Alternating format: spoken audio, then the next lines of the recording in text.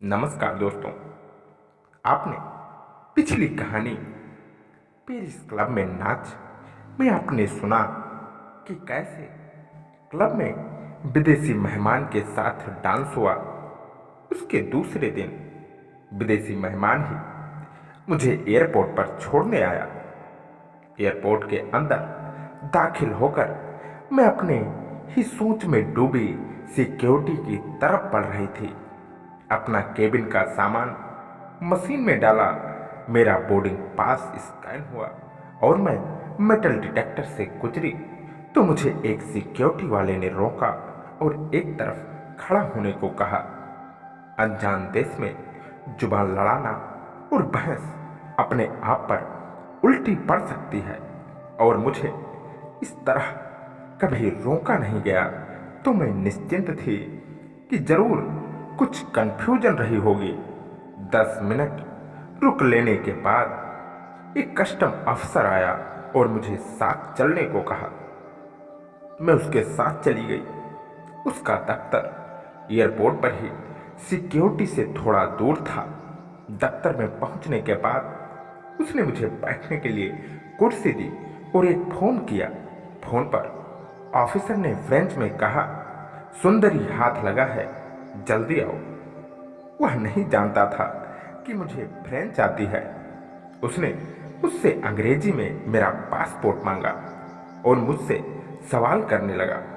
Officer एक, मेरा नाम रिचर्ड है और मैं इस एयरपोर्ट पर कस्टम ऑफिसर हूँ। मेरा दूसरा साथी शॉन आपके कागजात की तहकीकात कर अभी आ जाएगा। मैंने फ्रेंच जानने वाली बात पर पर्दा डालते हुए अंग्रेजी में ही बात करने की ठानी। रिचर्ड, कहाँ से आ रही हैं आप? मैं पेरिस से। रिचर्ड, कितने दिन के लिए आई थी आप पेरिस और किस काम से? मैं एक बिजनेस मीटिंग के सिलसिले में आई थी और कल बोर्डो में मेरी एक मीटिंग, जिसके बाद मैं पेरिस आ गई थी और अब वापस अपने देश लौट रही हूँ।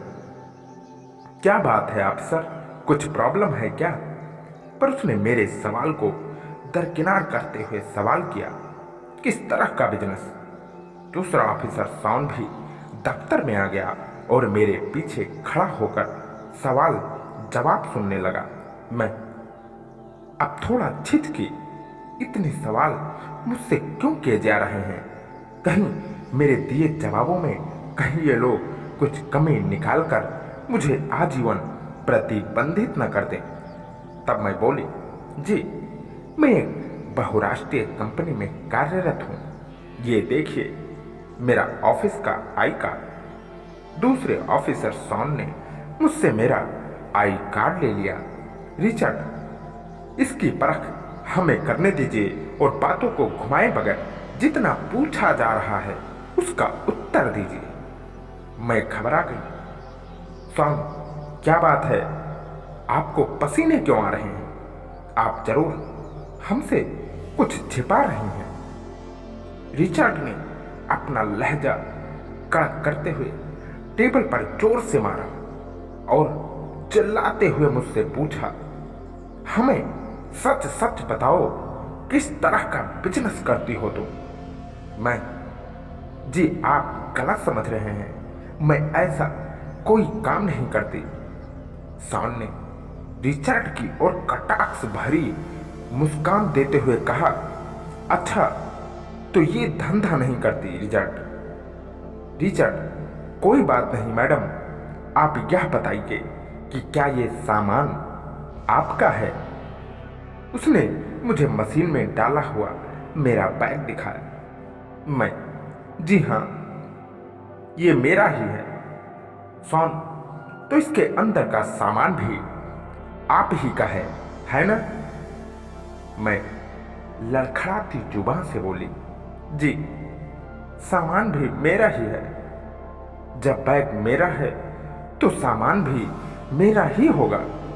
ये कैसा गलत सवाल है? रिचर्ड ने चिल्लाते हुए फिर टेबल पर मारा।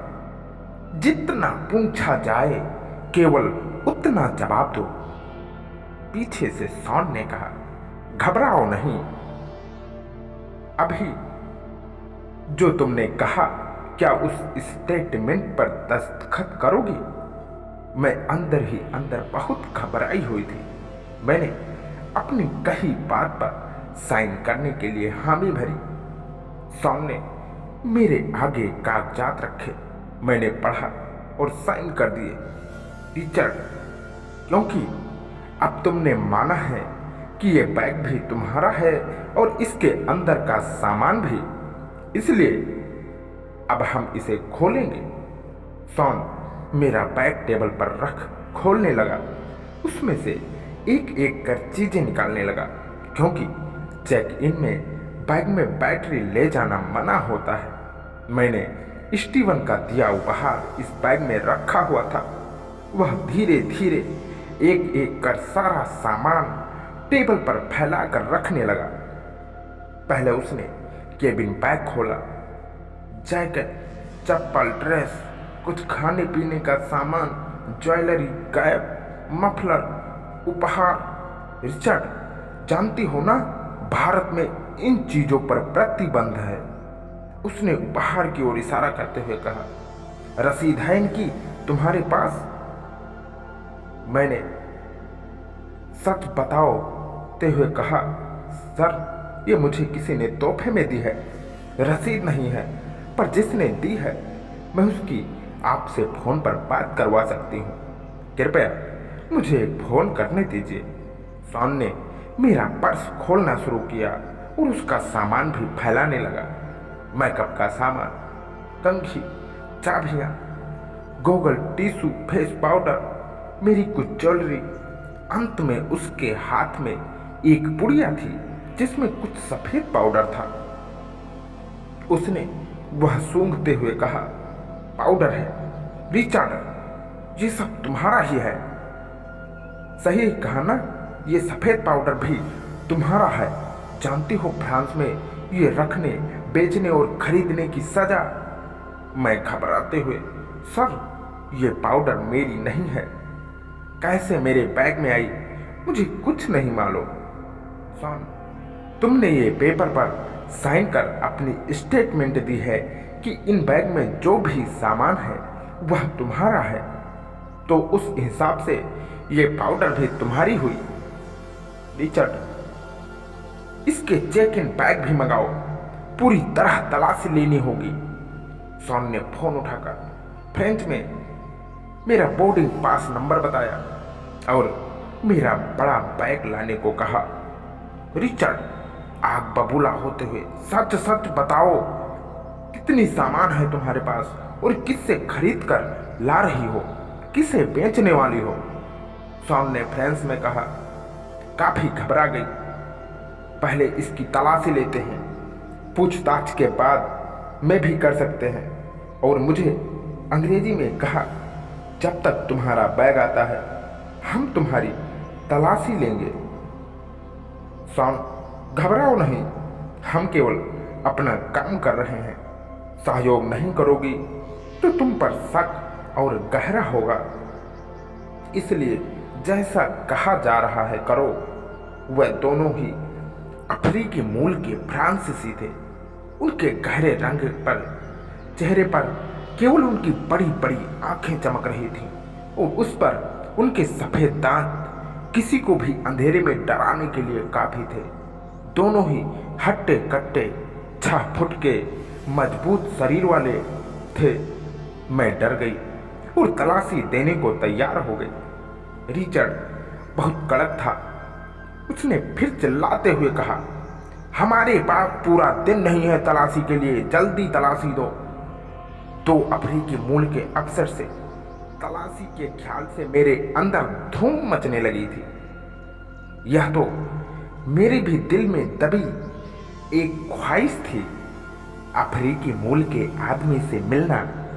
और आज तो शायद 2 ऐसे आदमी मुझे मिलने वाले थे। मैं चुपचाप अनजान होने का ड्रामा करते हुए दोनों की तलाशी अभियान में साथ देने लगी। मुझे समझ आ गया था कि दोनों मुझसे आनंद लेने की फिराक में हैं। दो अफ्रीकी मूल के आदमियों के बीच खुद को सोचकर मुझे उत्साह होने लगी। दोस्तों, कहानी को यहीं पर विराम देता हूं। आगे की कहानी में आप सुनेंगे कि कैसे दो अफ्रीकी मूल के कस्टम अधिकारी ने तलाशी ली और इसमें किसकी चाल थी। दोस्तों, कहानी पसंद आई हो तो लाइक, शेयर और कमेंट करना मत भूलना। और दोस्तों, चैनल को जरूर सब्सक्राइब कर लेना, जिससे नई नई कहानियाँ आपको प्रतिदिन सुनने को मिलती रहे। नमस्कार दोस्तों, आपने पिछली कहानी पेरिस क्लब में नाच में आपने सुना